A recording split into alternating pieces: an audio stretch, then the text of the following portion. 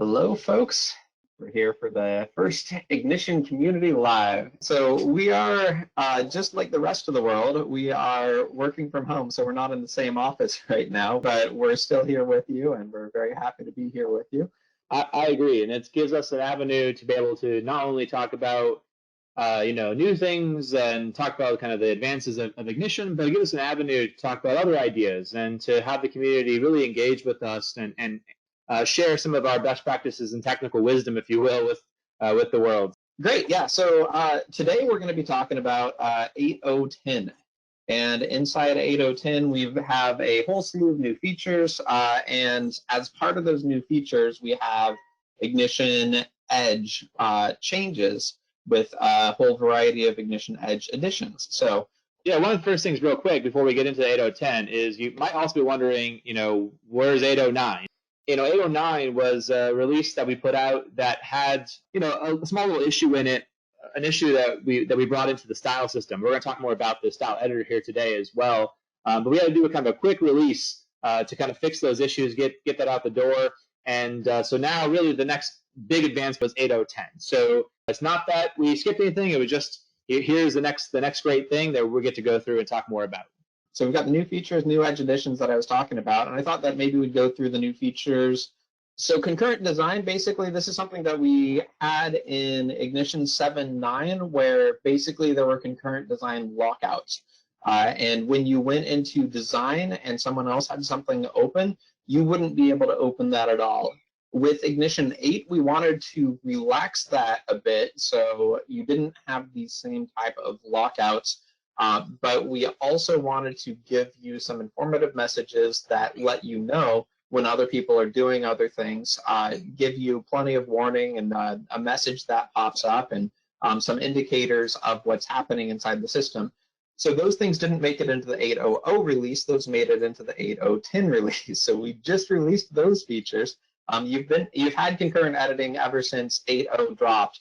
But you now can see some of this concurrent designing. So Travis has, you've got your system set up, right? Your Ignition gateway.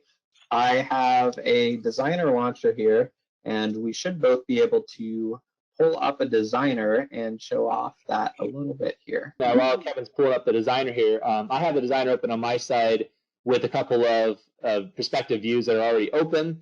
I'm logged in as Travis, he'll log in as Kevin, so you can see some of these features in action. But from the very beginning with 8, of course, concurrent designs have been very important, as Kevin was saying. We had the ability to do conflict resolution, right? So anybody can open up any resource, whereas previously in 7.9, we locked out resources. It prevented quite a lot. So in 8, we decided not to do that, where you can open up the resources, and if you made a change that somebody else, changed as well, we had a conflict resolution screen where you can, resolve those. Now, in addition to that, we get a lot more information that Kevin's about to show here. Yeah, and it's pretty great. So in 7.9, yeah, you're just straight up locked out. You couldn't do anything when somebody else was logged in. But if you take a look right here, you can see as I expand this out now, I have alarms, I have home sitting right here, and I have this little icon next to it, which says that someone's editing it. If I mouse over, it actually tells me who that is. So I can come in and it says Travis is editing this resource. If I come to open it, it gives me a warning. It says, do I want to confirm this concurrent editing? All right, so Travis is using it right now. It's being used by another user, which we can see who it is when we hover over. If you both save changes, you'll need to resolve conflicts. So that's one of the other great things that we added in Ignition 8 is that conflict resolution. That's part of every screen here. So if I tell it I want to open it anyway, I hit OK right there and open that up. I can come down to the bottom. We can see the open resources. We can see which views are open. We can see which ones have a couple of different folks who are using them at the same time. So in this case, Travis has this open. I have it open as well, this home screen. And then there's an alarm screen. And what I'm going to do, and I can hit refresh, it'll tell us when they're overlapping, right? And then this gives us that information. Every time that this refreshes, I can refresh it here. And I'm going to come in and I'm going to add something to this. I'm going to say I want a simple view. I don't know if we have any tags. We don't right now, but there may or may not be. I'm just going to create a new tag. Just have an expression tag here. that has, I'll just call this guy value, hit OK, give this guy, I don't know, 10, and then drag it out to the screen here. Oh, it doesn't like that right now. That's okay. Kevin, oh, it's because I made an expression tag. Made a memory tag. What are you doing? Yeah. Thanks for giving me a hard time about that, Travis. And he beat me in the build-a-thon. How'd that happen? All right. So we got a tank there. And I'm going to come in, and I like that tank position, let's say, and I'm going to hit save right here. And that saves it, and now I have saved the latest version of this. Now Travis, since he already has this open, he could add something up to different spot. So he could have something that's added right up above this. And in fact, I'm guessing, as we're talking right now, he's adding something right there. And then he's going to hit save, and he'll see something that is conflict resolution.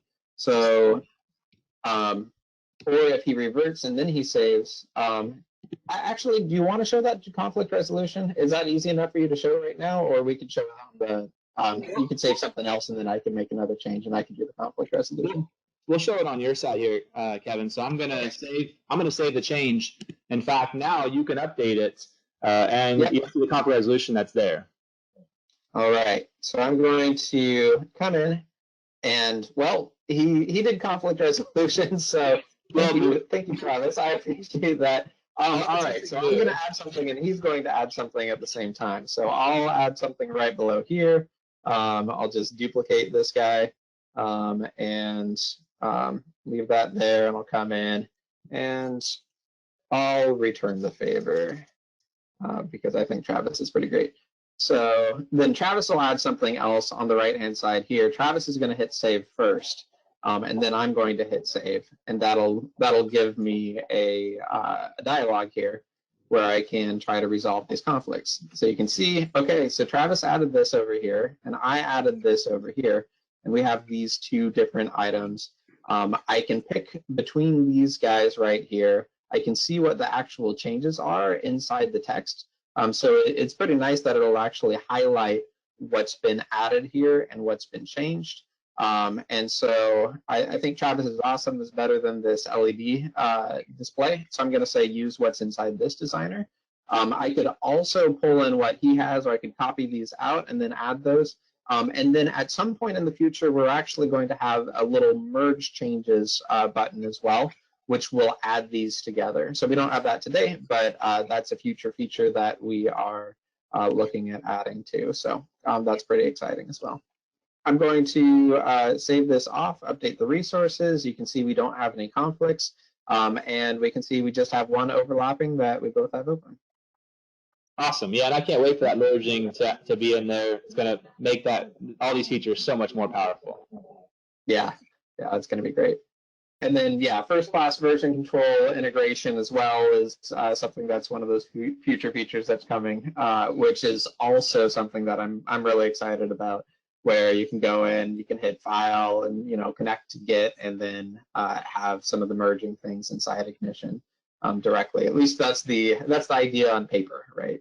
So. With 8.0.10, we brought a new component for perspective called Report Viewer. So this was something we had in the Vision module, and now we have in Perspective. So people who are trying to put a PDF report onto a perspective screen is kind of difficult before. We had to use web dev, but now it's a native component, very easy to work with, has pagination, has ability to download, make it full screen. All of that's there. And we've already updated our demo projects on our website, as well as we're updating the Ignition Exchangers resource, so you can kind of see all this stuff in action. But it's now being able to directly get these PDF reports right there in a perspective screen. So pretty simple and easy to work with. Yep. And if you're not familiar with this demo project, you should be. So this is sitting at demo.ia.io. You can come here at any point. You can take a look at all the features that we're highlighting and really all the latest features that we have inside Ignition. And we try to keep this updated on a regular basis as we have new features, new components, new additions that come out. We add them inside here. In fact, this is, Travis mentioned the build-a-thon. which I won at the last Ignition Community Conference. Part of the reason I won is I created this playback controller, which has historical playback, and we just added that into here as well. So if we go into historical values and we say, let's go over the past day, and we go back in time and we play back from a certain point, you can see all of these are now updating just based on that point in time. If I move around here, in fact, we actually have the graphs that are updating as these time points as well. And so you can see as I scrub, as I move back and forth, this is history, and we're now sitting at 10 o'clock last night. So yeah, we try to keep this updated with all these different features and different things that you have available. I think it's worth quickly talking about where to find this if you wanted to find it. That historical playback controller is on the Ignition Exchange, which is sitting just at our website. So Inductive Automation, I should go to inductiveautomation.com and show you. So in the upper right here in our website, we have the Ignition Exchange. You go there, and this has all these different resources that have been made by the community and by Inductive Automation, by our group that does a whole variety of different things with customers, and then we wanted to put some of these things out that are examples that folks can grab. That historical playback is just one of the things that are sitting inside here. Ad hoc trends is another great example where it allows for more or less pulling the points that you want, putting them on the graph, putting them in place, modifying these on the fly for colors and paths and things like that. This is definitely not the subject that we were talking about right now, but I thought it was worth mentioning. So next feature, native client launchers. These launchers have been updated. And the nice thing about this, I'm not going to go through and show you the new launcher, but the nice thing about this is that it has the ability to do a system-wide install. These launchers, the Designer launcher, the Vision Client launcher, and Ignition 8 before would just install under the user directory. So it would install as a local install for that user, but there wasn't any option for a system-wide install where it would go on Windows C program files and then whatever else. So having a system-wide install makes it a lot easier for enterprises who are looking for deployments. And we still have the options for the silent install behind the scenes. There's some extra flags that you can add to these things, and so that is going to make enterprise deployments a lot easier. All right, so device system tags. Well, it's kind of long overdue for this one, but as you guys may know, we have system tags in the Designer. So it'll let you give information, they're tags about the system. So you can see like CPU of the server, memory, you can see like all the database connections and your gateway network information, other metrics that are there you get in those system tags. For all of the devices that we connect to an Ignition, for our PLCs that and our drivers, all of the diagnostics have been OPC tags. So you create those tags yourself.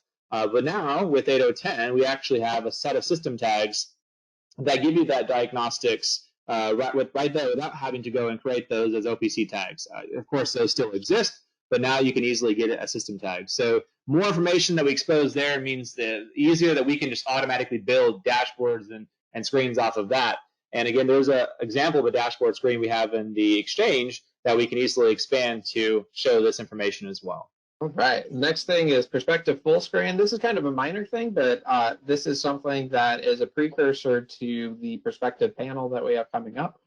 But basically, this is an action that you have inside Perspective that will allow you behind a button to have someone press the button and it'll make it go full screen. So just like a browser's regular full screen, if you hit F11, that'll make any browser go full screen.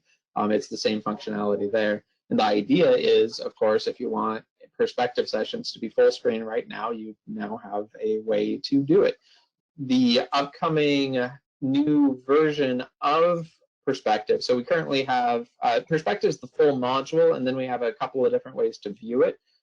We have the Perspective inside mobile devices, we have Perspective inside browsers, and then we're going to have a Perspective native Windows desktop application that is also going to be available inside Perspective, and that's going to be nice for things like panel and if you need a native application that's installed. So that's also going to have its own set of features, but the full screen is obviously something that's important there as well. Yeah, so we're going to get that's going to give us as actual HMI replacement. That will give us what we really want in terms of that. So that's up and coming. But at least until then, we have this function that we can use to kind of help with that right now to make it easier to go full screen. And then we have a new style editor. Yeah, so this is exciting. Yeah, so the style editor, this is where, in the designer you can create, for perspective, you can create styles as well as you can create views. And styles are, basically colors and fonts and, various style attributes that you can save. It's like a CSS class that you can then apply to many components. And the editor for this that we've had for a while was good, but you had to type a lot of things in, and we certainly could have, made it a lot better with that. And so that's what we've got here with 809, 810 is we have this new style editor that makes it much easier in creating these styles. So if you go up there, Kevin, and go in and edit one of those styles, you can show kind of how nice it is here today. Yeah. So if you take a look at all of this, the base styles, and then this looks a little bit different than it did before. So you can see the applied styles on the left. So this is everything that has been applied on the right away from defaults.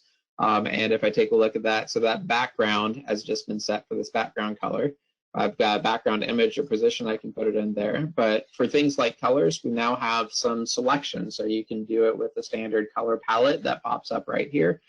So that in addition to typing in the actual CSS values, you've got a selector. You had some drop downs before, but now it's a bit more intentional in terms of exactly what it's got for here.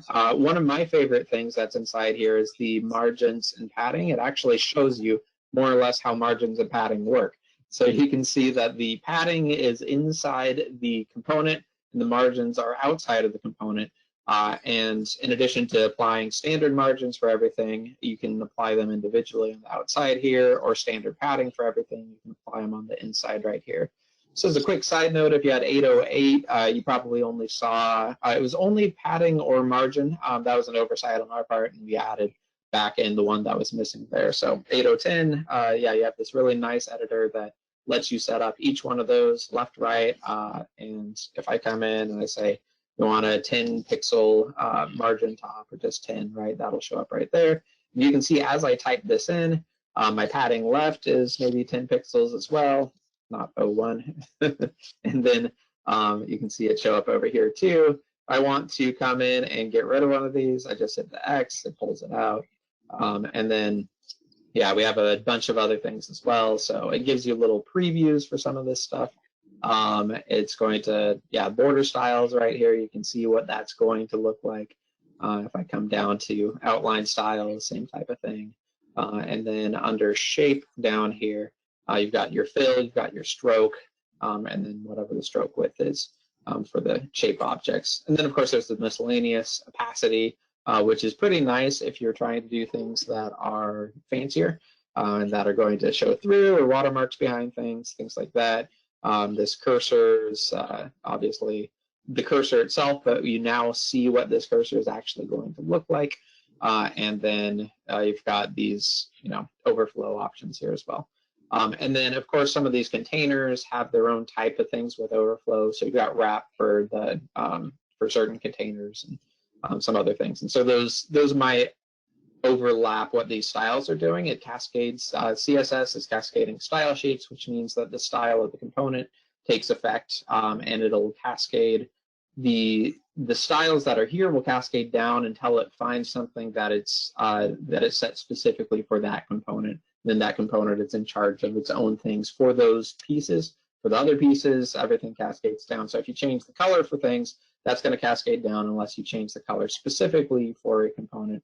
You can see the style editor for each one of the components. It's the same thing here. So you get the same options, you apply them in the same way. You set this behind the scenes, and it's going to give you that separate fill right there. And if this fill actually made a difference for this component, you'd see it right there. And then the other things to talk about, these are the Edge editions. So the new Edge editions are very exciting, and this is something that we've worked really hard on to try to make these answer a lot of the questions that the community has had. If you take a look at where this was before, these are the old editions. So these are the ones before Ignition 809 that you had, that you know, that you love. Edge Panel, Edge Enterprise, and Edge MQTT. And the new editions are Edge Panel, which sounds like the old edition, although we have some changes there. And then the rest of these aren't going to be familiar to you. So Edge IIoT, Edge Compute, Edge Sync Services, and Edge EAM. And because they're not going to be familiar to you, Travis made this cool graphic that's going to make them make a lot more sense.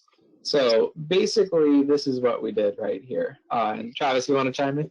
Yeah, so we did this because of some pain points that we were trying to address. And so specifically Edge Enterprise, it had two functions built into it. It had the enterprise administration functions and our sync services functions in there. And so in order for a customer to use one or the other, they had to use both. So here we basically separate them out into two different products, so make that a little more clear. MQTT went to IIoT, and the reason for that is to kind of put it to a better name because it does more than just MQTT. It also, as you'll see, exposes through OPC UA, so it's more of getting data out in terms of IoT. And then Edge Panel continues to be Edge Panel with some new features, and we introduced a new product called Edge Compute, which we'll be talking more about here as well. We take a look at the new Edge Core features and limitations. You might hear the word Edge Core. Basically, Edge Core is included. It's the core of Edge, and all of these additions have a shared set of features that are underneath it. We decided to give that a label this time, and we're calling that Edge Core. So Edge Panel, Edge IoT, Edge Compute, Edge Sync Services, Edge EAM all have a foundation of Edge Core inside there. So if we're talking about things that everything has, these are the Edge Core features and limitations. All of these are equipped with all of the drivers, all of the IA drivers, everything that Inductive Automation creates. The only exception there is the SexGem driver, the SexGem module. That's a semiconductor module, and it has some requirements on the database and has some specialized things for back and forth and the way that it works. But all of the regular native IA OPC drivers, those are all included. In order to do that inclusion, we did have to limit the number of devices that you could connect to directly. So we decided we're going to open it up entirely with the driver suite, so you don't have to worry about buying additional drivers, and you can connect to up to 2 devices for any of those. We opened up the connection to third-party OPC servers, and there's OPC COM there. So if you have Windows 10 IoT Enterprise, for example, or you have a device that's running Windows, then you can connect to OPC DA. You can connect to OPC UA servers that are remote. You can connect to OPC UA that's built into processors, and there are unlimited connections there. So if you've got a Siemens S7-1500, or you've got a Beckhoff or a Bedrock, or some of these other newer processors that have OPC UA built in, you can connect directly to them.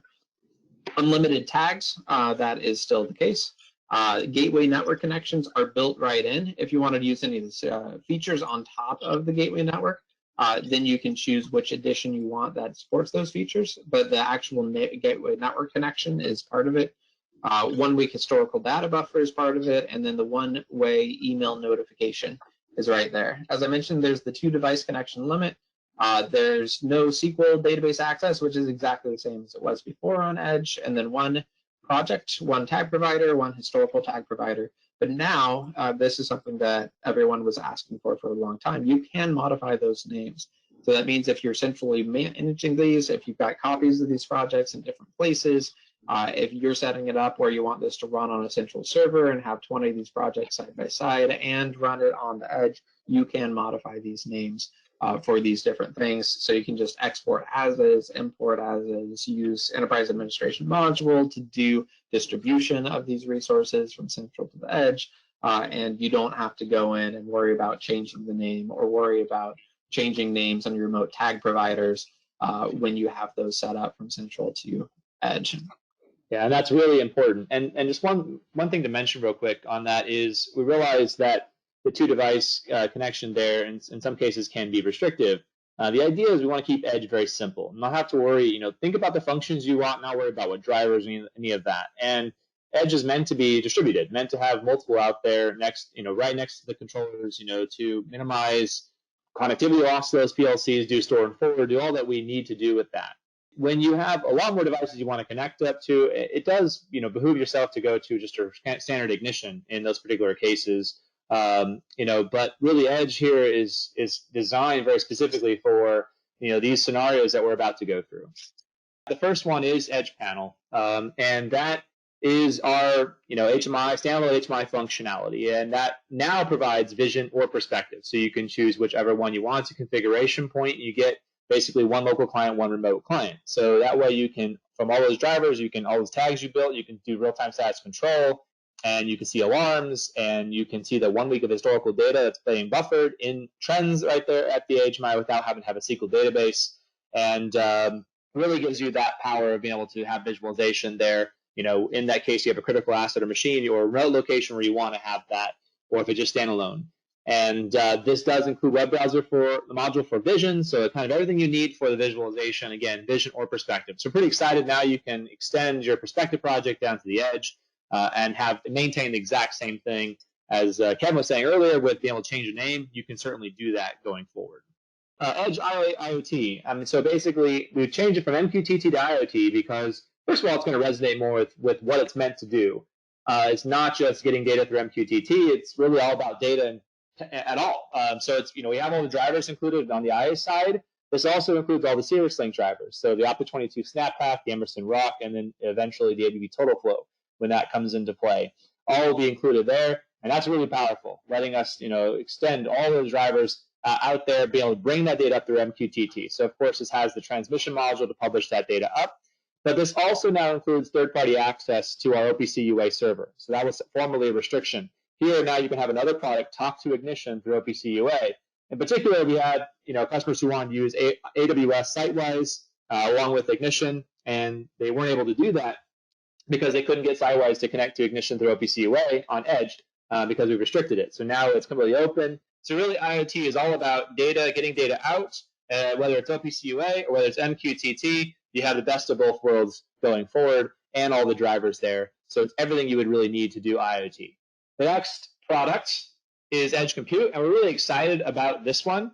Edge Compute is, actually providing edge computing, true edge computing at the edge of the network, right next to the PLCs. So this gives you Python scripting. And that was a big pain point for a lot of people. They want to do scripting on timer scripts or tag change scripts, on Edge, and we just simply did not have the facilities for that. Now with Edge Compute, you can combine that with any other Edge product. Gives you that scripting.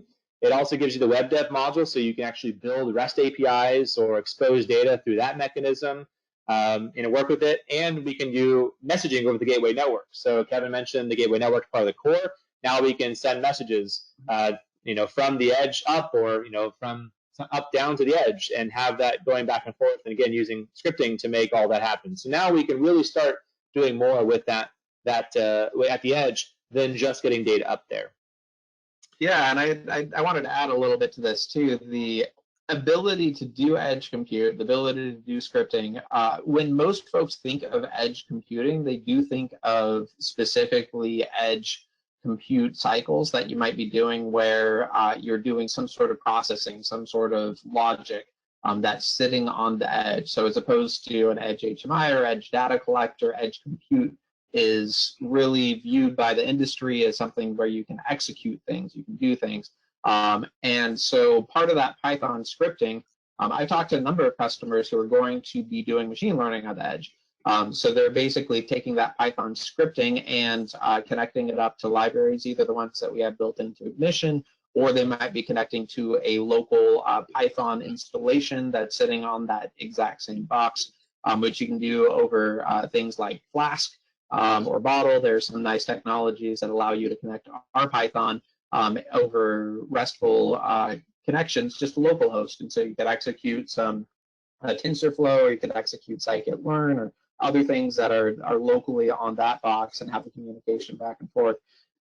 So there's really, sky's the limit when it comes to all of this, because it really provides, as it says in the slide, true edge computing. And if anyone's heard any of the sessions that I've done, you know that I'm a big advocate of machine learning, and I've seen how it's changed some folks' processes and how big of an impact it can have, and it's really exciting to me.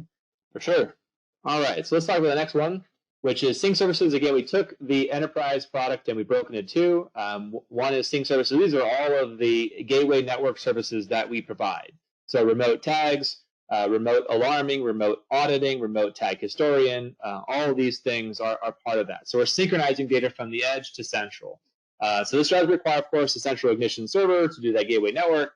Again, you can have the remote tags being set up there so they can see all the tags of edge, see the status of the alarms. We can also have alarms notifications being sent up to pipeline centrally to manage that. We want to go for email, SMS, or voice centrally. The tag historian synchronization with that 1 week of buffer, getting that up to the central to an actual database. Alarm history, synchronization alarm journal is now part of that, so you can synchronize that, which that wasn't there before. So now it really rounds out all of the gateway network services, and of course audit log syncing. So if you're doing anything in terms of local audits, that can get stored to a database centrally, so you can see what's going on with all of that. So everything has to do with synchronizing data over our gateway network. Edge Sync Services provides that. You can just get that piece by itself. The next one is Edge EAM, so the ability to do enterprise administration module, and specifically just that. And this you can combine with any other Edge product, so you can centrally manage the Edge up there. And by checking health and diagnostics, it's going to be an agent gateway. So we can check the health and diagnostics, manage central licensing, synchronize projects, and a lot more that EAM provides. And we can just get EAM by itself, combine that with any other Edge product to do that. So if you got Edge Panel and you want EAM added to it, very simple. Now, the biggest thing that's part of this product is that if you ever get EAM Unlimited, which is, that's the max you'd ever pay for EAM, it would extend to any ignition server you have, whether it's full or Edge. All of those, that EAM would be granted automatically if you purchase that. So you can buy individually if you need to, but you can also get EAM Unlimited. That gives you that functionality. And the same thing is actually true. Introduce the new Sync Services Unlimited. I'll do the same kind of concept for the Sync Services that applies just to Edge, where I can pay a central unlimited price, and then all of my edges would be covered for. All you have to pay for would be that core price, which is kind of why we also brought it out as being its own thing. I know that most of you probably already seen Edge, but maybe some folks haven't. So I loaded it up. Most folks who are running Edge run it on Edge devices that are running Linux. So I loaded up a Linux virtual machine. I have Ignition 8.0.10 installed. It's a completely fresh install, 8.0.10 Edge. Basically went to our website and downloaded Edge for Linux. And so I thought I'd pull it up right here and show you what it's all about. So this is VMware that I'm running right here that has the install. If you are going here and you're downloading Ignition and you want to get Ignition Edge from any version that you're running, from any operating system that you're running, doesn't really matter. So instead of doing the main download link, you can go to this other operating systems and versions. Go down here, scroll down, and there are Edge installers. So this is the Windows Edge installer if you're running Windows. This is the Ignition Edge Linux installer here. And these are actually zip files, since most of the time when folks are doing Edge, they may have, more specifically, they want to put it in a certain spot. There might be some special things with the device where there's certain folders that are going to persist over restart and other ones that are wiped or not persistent. And so we decided that it was a lot easier to just provide a zip for everyone. So that's what we do. If you're looking at ARM, then it's right down here. If you're looking at Mac OS, it's right there. So just right on the downloads page, grab that version, and then come over, extract it somewhere. I dropped it on the desktop just so I could show it to you guys. And then there's Ignition SH for starting it. So I just started it, and I'm coming right over here. Just going to localhost, and as I said, completely fresh install. So welcome to Ignition version 8.0.10. Get started. You notice the branding is a little bit different. It shows Edge versus showing the regular Ignition gateway, and I'm putting in kind of a poor string password. Please ignore me. Don't do that in an actual system. This is running at a protected network that I'm going to wipe after this. So I'm going to say it's okay. So while that's starting, Kevin, I thought it would be interesting to note that Ignition and Ignition Edge are the same code base. We are talking about the same modules and all of that, but the Edge products are just meant to be very specific functions. You don't have to worry about modules anymore, especially drivers. It just, here's what you need, and it comes with that ready to go. Makes it easy. And it is easy to actually flip a full to edge or edge to full. It's just a configuration change, just so people realize it's not a completely separate thing. It's all the same design interface. It's the same configurations. That's now we can do it. That's why we allow to be able to modify names, so we can bring what we've developed centrally down to edge very, very easily. Just thought it'd be an interesting point to put out there. Yep. So behind the scenes, Edge does have modules, but when you come to license Edge, you're basically licensing the different versions of Edge. And so Edge has the 5 different editions that we were just talking about. You get a license for one of those editions. Or one thing that we didn't mention that is definitely worth mentioning is that those are all mix and match. So basically, you can take, maybe we did mention it quickly, but basically you can take the Edge panel and you can add Edge IIoT to it. You could add in Edge Compute. You could add obviously sync services and EAM as adders on top. So you can get all, you can get nothing, you can get somewhere in between. And beyond that, Edge is the same thing that you are used to right now. So this is a list of the plugins, right? And it'll show, are they in trial or are they installed based on the license? If you add that license, you're going to see these guys change from trial to activated. If the 2-hour trial runs out, of course, you've got the 2-hour trial. If that runs out, then it's going to say that these are expired, and then you can reset the trial and get another 2 hours. And then Edge IIoT right here, simply because this uses MQTT, and we don't directly distribute the MQTT modules inside the installer. This install right here directs you over to install on here, and then you install the Edge MQTT transmission module, and then this will pop up right alongside these guys in the same way as the rest of it. And that's the only additional thing to do for IIoT. And it's, this is, other than that, basically you have the exact same product here. I can come in, I can launch the designer if I want to. Get the designer launcher for Linux here.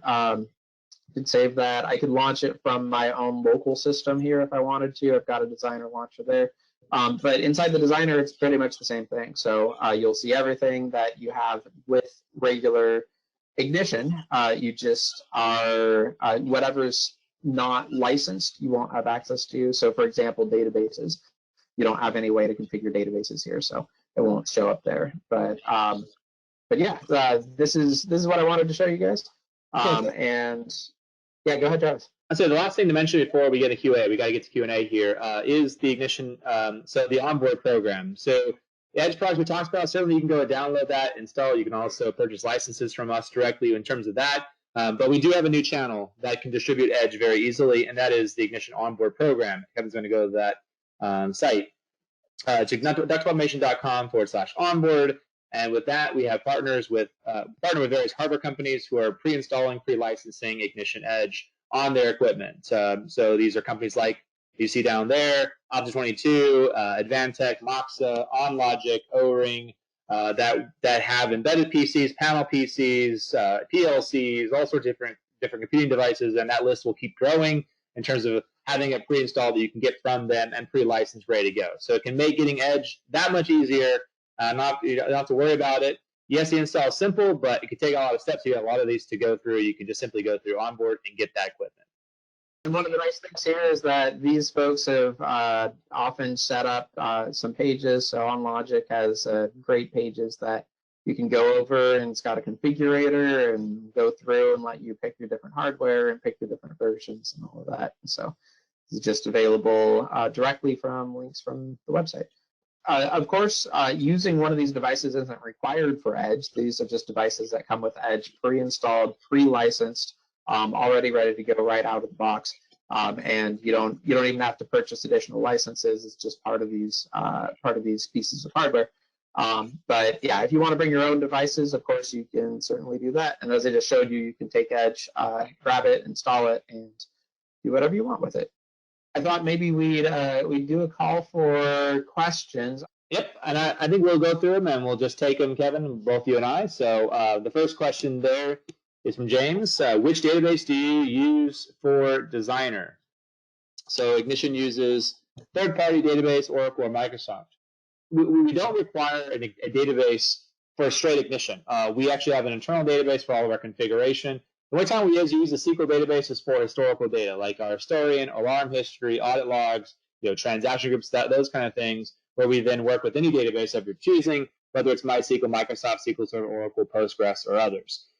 So with Edge, though, you don't have to worry about SQL database at all because, again, there's no access to that. Everything's kind of self-contained with an Ignition, including that buffer and all of that that's available. So, that's sort of how that works. Hopefully that answers your question there, James.